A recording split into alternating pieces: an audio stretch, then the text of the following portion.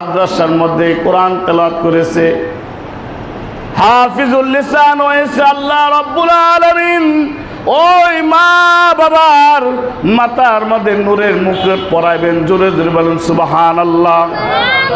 হাজার হাজার লক্ষ লক্ষ মানুষ দেখা বলবে আজকে আরশের নিচে তার মাথার মধ্যে এই স্বর্ণের মুকুট কেন?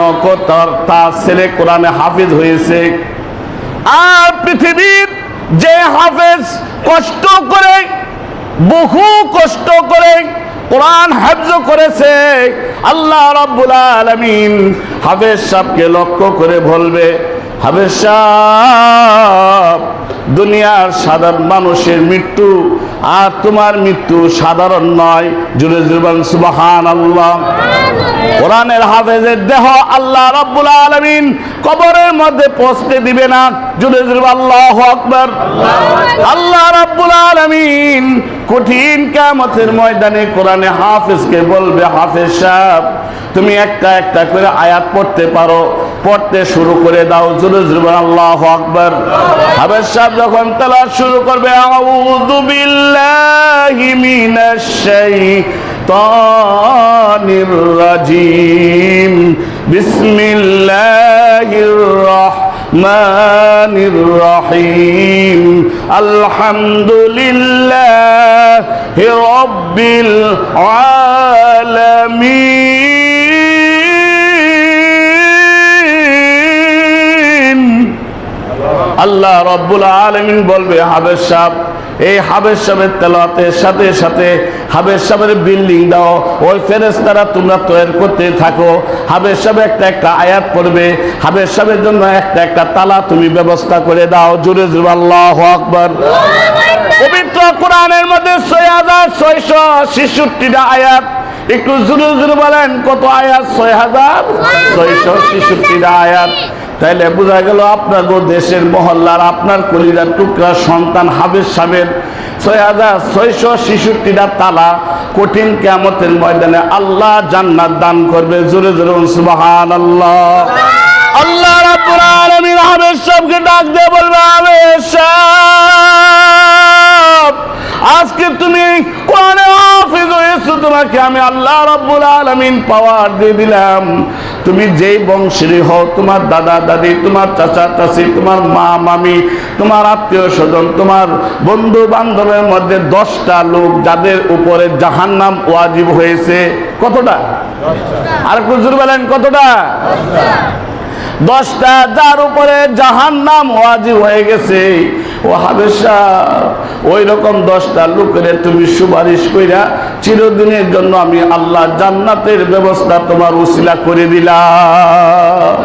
তাহলে বোঝা গেল কোরআন এবং কোরআন আমার এবং আপনার ঘরে বাইরে তেলাওয়াতের দরকার আছে কি আছে না? একটু জোরে বলেন আছে কি আছে না? মন খারাপ করতেছেন নাকি? একটু জোরে বলেন মন খারাপ করতেছেন? আমার দায়িত্ব মসজিদের মধ্যে শুদ্ধ করে কোরআন তেলাওয়াত পাঠ করা। নামাজ ভঙ্গের কারণ হলো 19টি। একটু জোরে বলেন কতটি? আরো জোরে বলেন কতটি? ইমাম সাহেবের নামাজ তেলাওয়াত 1 নাম্বার শর্ত হলো তেলাওয়াত শুদ্ধ হতে হবে। তো ইমাম সাহেবের নামাজ যদি তেলাওয়াত যদি শুদ্ধ হওয়া যদি ফরজ হয়, আপনি যখন একা একা ভাবে সুন্নত পড়েন, আপনি যখন একা একা ভাবে নফল পড়েন, আপনি যদি একা একা ভাবে যদি তাহাজ্জুদ পড়েন, তাহলে আপনি মুসল্লি, আপনার জন্য কোরআন তেলাওয়াত করা কি মাফ? কথা বলে না। এমন একটা আমাদের মধ্যে বৈষম্য এসে গেছে যে হুজুর কোরআন শরীফ এই কোরআন তেলাওয়াত আপনাদের উপরে ছেড়ে দিলাম। কোরআনের আগেও আমরা নাই, পিছও আমরা নাই, সামনেও আমরা নাই। কোরআন ধরাটাও আমাদের জন্য খুব ভয়ঙ্কর। আল্লাহর হাবিব বলতেছে, ইন্নাল্লাযী লাইসা ফি জাওফিহি শাইউম মিনাল কোরআন কাল বাইতিল খারিব। ও আমার উম্মতেরা শুনে রাখো, যার অন্তরের মধ্যে কোরআনের একটা বাণী নাই, কোরআনের একটা অক্ষর নাই, তার অন্তরটা যেন একটা মরুভূমি, একটা উজাড় বাড়ির মতো। বলেন নাউজুবিল্লাহ। আমার ভাইরা, আমার এবং আপনার জানা আছে আজকে আমাদের পারিবারিকভাবে এবং সামাজিকভাবে রাষ্ট্রীয়ভাবে আমাদের মধ্যে যে মূর্খতা দেখা যাচ্ছে, আমাদের মধ্যে যে পশুর মতো আমার এবং আপনার আচরণ দেখা যাচ্ছে, একমাত্র কারণ হলো আমার এবং আপনার মধ্যে কোরআনের শিক্ষার অভাবের কারণে। একটু জোরে বলেন, কিসের কারণে? মাগুরায় 8 বছরের আসিয়াকে তার আপন দুলাভাই, তার তালুই দর্শন করে হত্যা করে ফেলেছে। বলেন নাউজুবিল্লাহি। এমন একটা কাজ যদি মসজিদের কোন ইমাম, মুয়াজ্জিন, আলেম, উলামা বাংলাদেশে যদি ঘটাইতো, দেশটা কি অবস্থা হইতো? কথা বলেন না কেন? আরো যদি বলেন ঠিক থেকে বেঠিক? যারা করছে কাজটা কি খুব ভালো কাজ করছে? একটু জোরে বলেন, ভালো কাজ করছে? আমি একমাত্র বলবো তার অন্তরের মধ্যে আল্লাহর ভয় নাই, অর্থাৎ আল্লাহর কোরআনের অক্ষর নাই। সে একটা পশু, পশু, পশুর চেয়ে নিকৃষ্ট, যে নাকি আসিয়ার মতো 8 বছরের একটা মেয়ের উপরে এইরকম টর্চারিং করেছে। তার লজ্জাস্থানকে ধারালো ব্লেড দিয়ে 5 আঙ্গুল পরিমাণ পর্যন্ত নাউজুবিল্লাহ, নাউজুবিল্লাহ কেটে ফেলেছে। আপনারা পত্র পত্রিকায় দেখেন, ও শ্রীখণ্ডের মানুষ, আনন্দের কিছু নাই। আমার এবং আপনার ঘরে, আমার এবং আপনার সমাজে এরকম কিছু হওয়া অস্বাভাবিক না। কথা ঠিক নাকি ঠিক? কিন্তু কোরআনের কথা বললে আমার আপনার মাথা গরম হয়ে যায়, আমার এবং আপনার শরীর গরম হয়ে যায়। আপনার সাথে আপোষে বলতেছি, আপনি রাষ্ট্র চালান, আপনি সমাজ চালান, আপনি সবকিছু করেন, কিন্তু যখন করবেন কোরআনের আইন মোতাবেক করবেন। উলামায়ে কেরাম, উলামায়ে কেরামের উপরে আপনি আক্রোশ হেন না। হযরত উমর ফারুক রাদিয়াল্লাহু তাআলা আনহু ইসলামের মক্কা মদিনার মধ্যে তিনি আমিরুল মুমিনিন ছিলেন। জোরে জোরে বলেন আল্লাহু আকবার।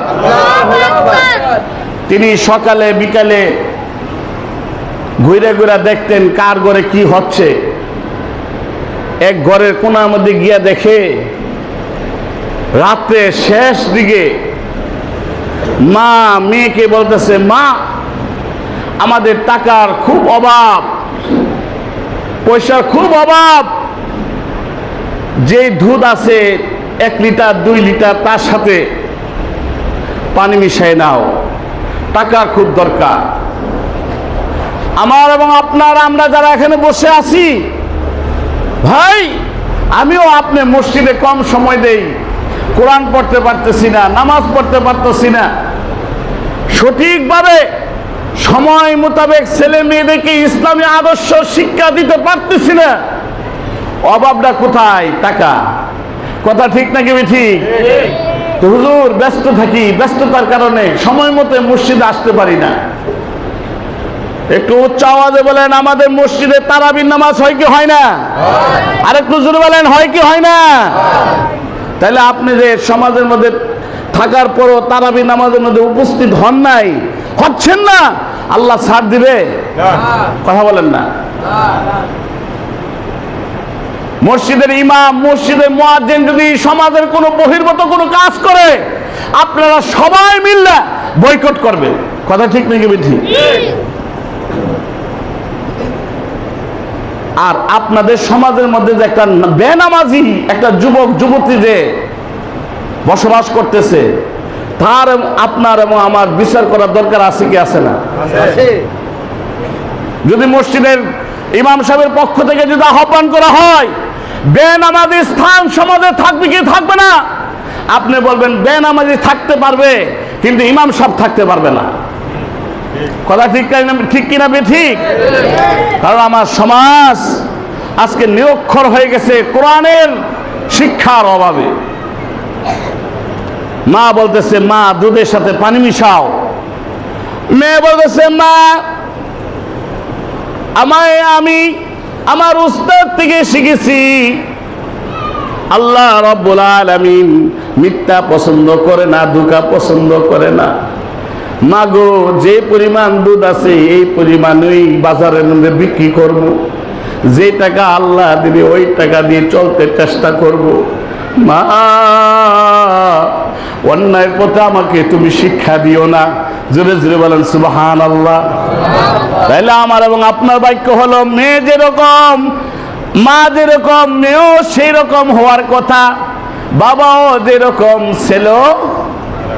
কিন্তু মেয়ে বলতেছে মা এটা অন্যায়, কারণ মাদ্রাসার শিক্ষার কারণে। জোরে বলেন কিসের কারণে? আপনি দেখেন সারাদিনে 2, 3 বার, 4 বার, 5 বার মাথার মধ্যে টুপি দেন, গরম লাগলে খুলে ফেলেন। আর আপনার ছাত্র, আপনার কলিজার টুকরা, আপনার ছেলে মাদ্রাসায় পড়ে, 18 ঘন্টাই সে মাথার মধ্যে টুপি রাখে। কথা ঠিক কেন বেঠি? আমার এবং আপনার স্ত্রী বোরকা পড়তে কষ্ট লাগে, আর আপনার মেয়ে মাদ্রাসায় পড়ে 18 ঘন্টা তার বোরকা সে পড়ে। কথা ঠিক কেন বেঠি? আমি যে পোশাকটা পরে রাখছি, যে দাঁড়িয়ে রাখছি, যে টুপি পরছি, এটা কি ইমাম সাহেবের লেখা ফরজ না সব মুসলমানের লেখা ফরজ? মা মেয়ের কথা শোনার পরে মার অন্তর মধ্যে কম্পন সৃষ্টি হয়ে গেছে। খলিফাতুল মুসলিমিন ওমর রাদিয়াল্লাহু তাআলা কানে লাগায় দেখে ছোট বাচ্চা মিথ্যা কথা বলার পক্ষে না। হযরতে উমর রাদিয়াল্লাহু তাআলা আনহু ওই মেয়ে বড় হওয়ার পরে প্রস্তাব দিলেন, শাহ আব্দুল আজিজ ওনার ছেলের ঘরে ছেলে দিয়া তাকে বিবাহ করাইলেন। জোরে জোরে বলেন সুবহানাল্লাহ। আমার এবং আপনার সমাজে কোরআনের শিক্ষা দরকার আছে কি আছে না? কে কার কার কোরআনের শিক্ষা দরকার একটু হাত উঠান। নারায়ে তাকবীর, নারায়ে তাকবীর। আমি সব হাতগুলো আপনার দেখা লাগবো। আসর নামাজের পর আমি আর সামনের দিকে বাড়তেছি না। আসর নামাজের পর আমাদের মসজিদ থেকে মাইক দিয়া আপনাদের ছেলে মেয়েদেরকে মসজিদে পাঠানোর জন্য আমরা ডাক দেই কিনা? কথা বলেন না কেন? কে কে বাচ্চা পাঠান? হাত উঠান। কে কে বাচ্চা পাঠান যে আমি পাঠাই? হাত উঠান। আমরা যে আপনাদেরকে মাইক দিয়ে ডাক দেই, তামসা করার লাগে ডাক দিই নাকি? কথা বলেন। মাইক দিয়ে ডাক দেই কেন? আপনাদের বাচ্চাদেরকে আমরা কোরআন শিক্ষা দেব। কথা ঠিক কি না বেঠিক? আপনার গুরু দায়িত্ব হলো আজকে আসর নামাজের পর থেকে, আজকে থেকে ওয়াদা করুন, এই কোরআন আমি বুকের মধ্যে গ্রহণ করে বাকি 14 থেকে 15-16 দিন আমি কোরআনের A to Z না বুঝতে পারি, 2টা অক্ষর হলো, একটা সূরা হলো, শুদ্ধ করে রমজানের মধ্যে ছাড়বো নিয়ত করতে পারি কি পারি না? ইনশাআল্লাহ। আমাকে আপনারা ভয় দেখান, হুজুর এই সমাজটা আপনি পরিবর্তন করতে পারবেন না, সমাজটা ঢাল হয়ে গেছে। সমাজ ঢাল হয় নাই, আমার এবং আপনার মেধা ঢাল হয়ে গেছে। আপনার জায়গা থেকে যদি আমার কোনো ভুল যদি আপনার কাছে স্পষ্ট হয়, স্পষ্টভাবে আমাকে ধরে দিবেন, কিন্তু আপনি অবহেলা করবেন না। আজকে থেকে আসর নামাজের পর কে কে বাচ্চা পাঠাবেন একটু হাত উঠান। আমি আমার বাচ্চাকে পাঠাবো, আর কে কে বাচ্চা পাঠাবেন? এই যে দেখেন, কেউ রাজি না। রমজানে ঈদের পরে বলবেন হুজুররা মক্তব পড়াই না, মক্তব পড়াই নাই। কথাটা সত্য না মিথ্যা? হুজুর রাখলাম, মসজিদে কোনো ফায়দা হচ্ছে না। আপনি কি করবেন ফ্যান দিয়া? আপনি কি করবেন মসজিদের বিল্ডিং দিয়া? আপনি কি করবেন লাখ লাখ টাকা ইমাম মুয়াজ্জিনকে দিয়া? যদি মসজিদের মধ্যে যদি খাঁটি একটা মুসল্লি যদি তৈরি না হতে পারে, একটা খাঁটি একটা মোমেন্ট যদি না হয়, একটা মুত্তাকিন যদি না হয়, আপনি কালকে আমাদের ময়দানে আল্লাহর দরবারে কি জবাব দিবেন? জবাব দেওয়ার কোনো রাস্তা থাকবে না। আপনি সমাজের প্রতিনিধি, আপনি সমাজের ইমাম, আপনি সমাজের মুয়াজ্জিন, আপনি সমাজের যাই হন, আল্লাহ ছাড়বে? একটু জোরে বলেন, ছাড়বে? তারাবি নামাজের পর টালমাটাল শুরু হয়ে যায়। তারাবি নামাজ 20 রাকাত, যদি সাহস থাকে, যদি এরকম যদি পঞ্জি থাকে, এরকম যদি দলিল থাকে, বাপের শুদ্ধ বাবা যদি হয়ে থাকো, আমার সামনে বসো। আমি তোমার চ্যালেঞ্জ গ্রহণ করতে রাজি। বলেন আল্লাহু আকবার। মসজিদের মধ্যে বিভ্রান্তি সৃষ্টি করবেন না। আর যদি আপনার যদি মনে কষ্ট থাকে, অসুস্থ থাকে, আপনি আপনার অসুস্থতার কারণে অল্প নামাজ পড়ে আপনি চলে যান, কিন্তু এমন ভাবে যাবেন না যেন আপনার কারণে আরো 10 জন মসজিদ থেকে বাইরে হয়ে যায়। আল্লাহ তাআলা আমাকে আপনাকে কোরআনের আদর্শ সমাজের মধ্যে যেন বাস্তবায়ন হয়, আল্লাহ তাআলা যেন তৌফিক দান করেন। অন্তর খুলে বলে আল্লাহুম্মা আমিন। আমি আপনাদের সম্মুখে কোরআনের আদর্শ সমাজের মধ্যে, নিজের মধ্যে, এই দেশের মধ্যে বাস্তবায়ন করার জন্য সরাসরি চিত্র ধরে 2-4টা কথা বললাম। আপনারা মনে কষ্ট পাইছেন? কষ্ট পাইছেন। আর আমি কষ্টের কথাই বলছি, কারণ এটা হক কথা। হক কথা, কষ্টে লাগার কথা। আসুন আমি এবং আপনি এই সমাজের মধ্যে কিভাবে পবিত্র আল কোরআন বাস্তবায়ন হওয়ার চেষ্টা করি। আল্লাহ তাআলা তৌফিক দান করুক। সবাই বলে আমিন। আর জোরে বলে আমিন। আপনি ব্যস্ততা দেখাইয়া মসজিদের সাথে আপনি ধোঁকা দিয়েন না। ব্যস্ততা দেখাইয়া ইমামকে ধোঁকা দিয়েন না। ব্যস্ততা দেখাইয়া আল্লাহ এবং আল্লাহ রাসূলকে ধোঁকা দিয়েন না। সব জানে কে? আর একটু জোরে বলেন কে? আপনি 5 ওয়াক্ত নামাজ পড়েন, আপনার জবাবদিহিতা করতে হবে। আপনি এই সমাজের মধ্যে আসেন, যান, আপনি জানেন ডানে বামে বেনামাজিরা দাঁড়ায় সিগারেট খাচ্ছে, আপনার দায়িত্ব হলো তাকে মসজিদে দাওয়াত দিয়ে আনা, তাকে দায়িত্ব হলো বুঝাই আনা। আপনি অন্য কাজে তাদেরকে ডাক দিলে যায়, কিন্তু আপনি বুদ্ধি কইরা খুব বড় টুপি পইরা মসজিদ থেকে বাসায় যান, বাসা থেকে মসজিদে আসেন, কাউকে দাওয়াত দেন না। এই কারণে আপনাকে আল্লাহ ছাড় দিবে না। একটু জোরে বলেন ছাড় দিবে না। আমি তো আপনাদের খেদমত করতেছি জান্নাতের আশায়, আল্লাহর আশায়। বলেন আল্লাহু আকবার। আপনাদের কাছে যদি কিছু চাওয়া থাকতো আমি আপনাদের কাছে ব্যক্ত করতাম, নতুবা মসজিদের কোণার মধ্যে থামলে বসতাম। আমি চলতে পারি না, আমাকে ভিক্ষা দেন। কথা ঠিক কেন বেঠি? আপনারা আমার জন্য দোয়া করবেন। দোয়ার উপরে কিছু আছে? একটু জোরে বলেন, দোয়ার উপরে কিছু আছে? দোয়ার উপরে যদি কিছু না থাকে, দোয়া করবেন আল্লাহ যেন হকের উপরে রাখে। আল্লাহ তাআলা আমাদের সকলকে আজকে দান করবেন 1 টাকা, সওয়াব পাবেন 70 টাকা। আমরা সকলেই 50 টাকা, 100 টাকা, 200 টাকা, 500 টাকা আমরা পকেটে থেকে হাতে নিয়ে রাখি। বালতি যাচ্ছে, আমরা সকলেই মসজিদে উন্নয়নের জন্য দান করে দিই ইনশাআল্লাহ। আমার ভাইয়েরা, আল্লাহ রাব্বুল আলামিন যেন আমাদের দানের খবর মদিনাতুল মুনাওয়ারার মধ্যে পৌঁছায় দেন। অন্তর খুলে বলে আল্লাহুম্মা আমিন। আর সকলে জুড়ে বলে আল্লাহুম্মা আমিন। সকলে একটু জিকির করে লা ইলাহা লা ইলাহা লা ইলাহা